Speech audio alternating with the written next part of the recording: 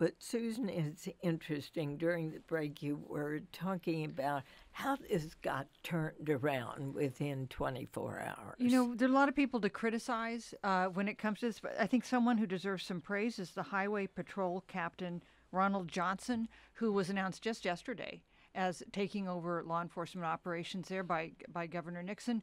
You know, we saw him. He's from the community. He grew up there.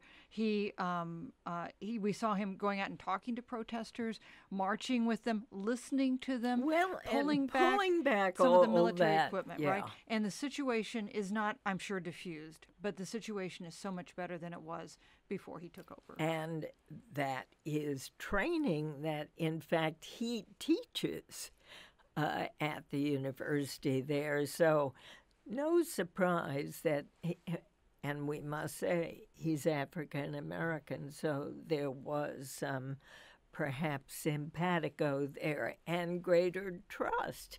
That is part of what's been lost in policing and the community all around. Yeah, and probably not dousing a crowd with pepper spray and rubber bullets and those wooden.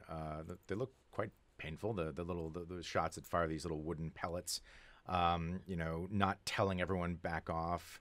I really liked the image of the police marching on the demonstrators and saying, "You must go home. Your right to assembly is not being infringed," as though telling them that made it all okay.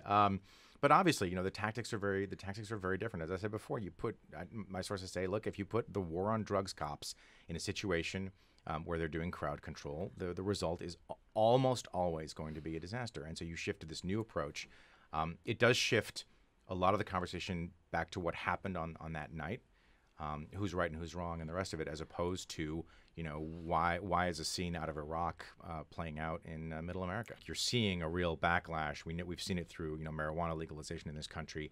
I think this might be another part of it against police militarization. You've seen it in a much smaller scale.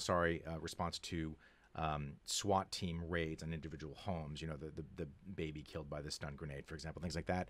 I think you're seeing sort of across several fronts a real pushback on what has been American policy for the last 50 years. All right.